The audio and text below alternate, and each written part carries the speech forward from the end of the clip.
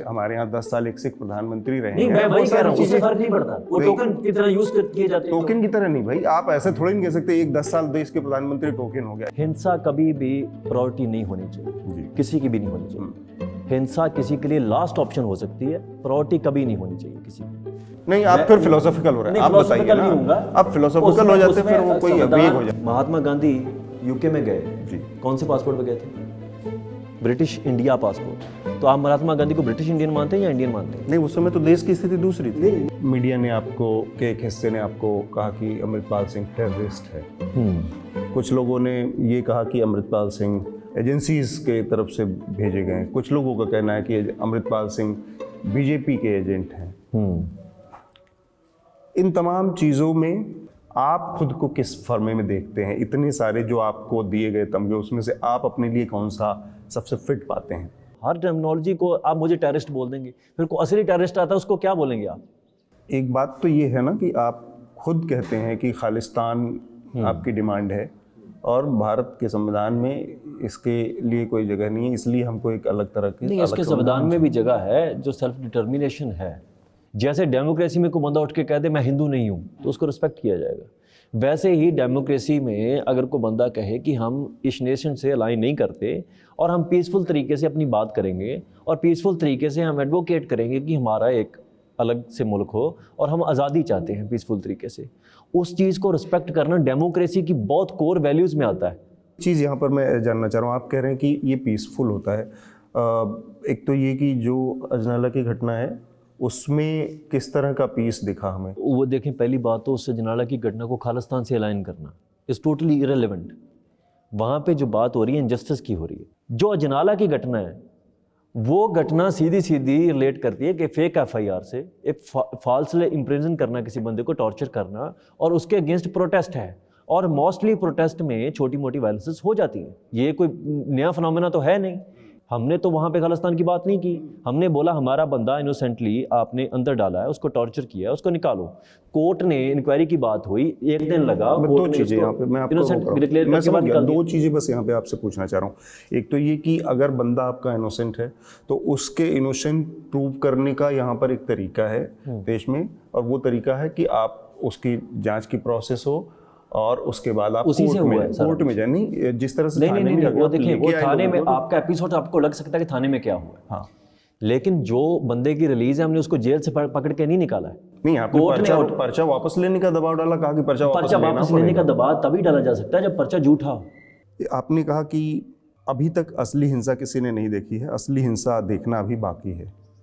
नहीं, ये बयान आपका है अभी 4 दिन पहले का। नहीं, आपने क्या कहा था? देखो, असली हिंसा की जब बात चलती है, इसको हिंसा कहना in total that was wrong thing. आम प्रोटेस्ट में इसको हो जाता है, ये तो 8 सेकंड है, लोग दिनों तक वायलेंस चलती है। BLM एक वायलेंट मूवमेंट है, लेकिन उसको कोई वायलेंट मूवमेंट नहीं कहता। ब्लैक लाइव्स मैटर जो है, वहाँ पे स्टूर्स जला दिए जाते हैं, आग लगा दी जाती है।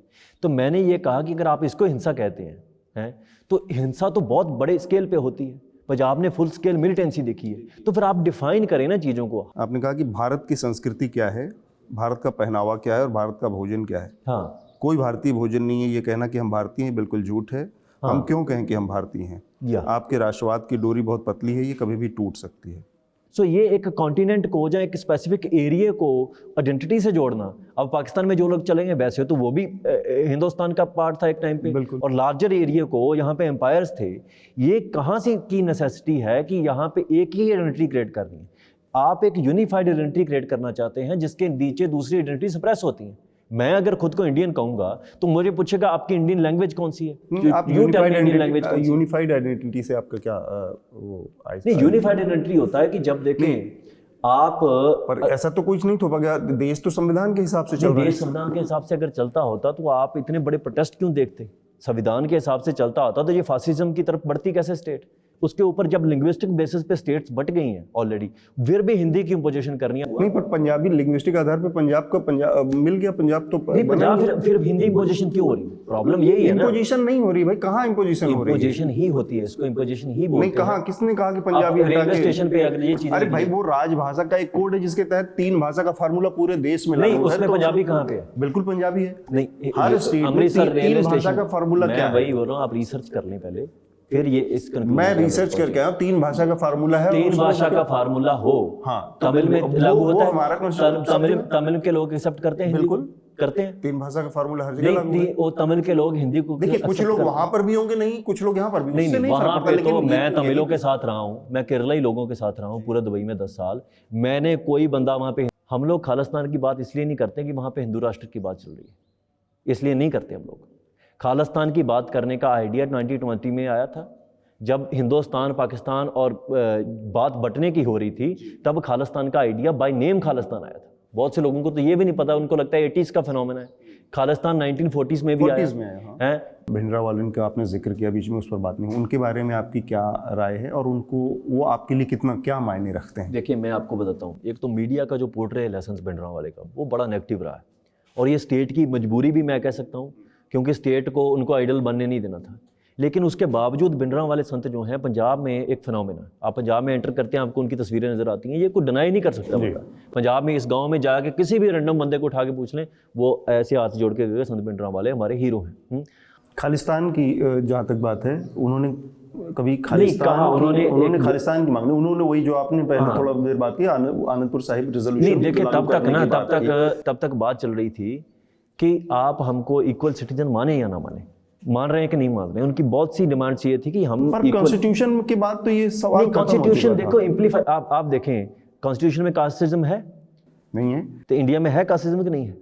अब ये तो सोसाइटी अब धीरे-धीरे देखिए वही प्रॉब्लम होती है ना, प्रोसेस में बदलती है, प्रोसेस वही है ना। अगर एक रातों रात नहीं बदलती, नहीं रातों रात नहीं बदलती, लेकिन सफर कौन कर रहा है? प्रॉब्लम ये है कि 5000 साल की चीज 500 100 साल, और वही प्रॉब्लम है कि उस 500 साल में सिख ही क्यों सफर करें? सारे ये ऐसा नहीं है, नहीं ऐसी बात नहीं होती। हमारे यहाँ 10 साल एक सिख प्रधानमंत्री रहे, नहीं मैं वही कह रहा हूँ, उससे फर्क नहीं पड़ता, वो टोकन की तरह यूज किए जाते हैं। टोकन की तरह नहीं भाई, आप ऐसे थोड़ी नहीं कह सकते एक 10 साल देश के प्रधानमंत्री टोकन हो गया, ये थोड़ा ज्यादा। अभी मेरी बात सुने, मैं वही बात आपसे पूछ रहा हूँ। सेम प्रधानमंत्री जो थे, उन्होंने सिख जेनोसाइड के लिए माफी मांग ली, जो सिख थे जिनके साथ हुआ है, कांग्रेस ने उनको यूज किया, उन्होंने इंडिविजुअल स्तर पे, उन्होंने पार्टी के करने की मांगी, लेकिन पार्टी में सोनिया गांधी मांगती माफी, उसकी फैमिली मांगती, सिख को क्यों यूज किया गया? वैसे तो सिख, अभी मैं आपको बताता हूँ, 2 चीजें होती हैं। मुगलों के एरा पे भी कुछ सिख थे जो गवर्नमेंट के साथ चलते थे, ब्रिटिशर्स के एरा में भी कुछ सिख थे जो गवर्नमेंट के साथ अलाइन करते थे।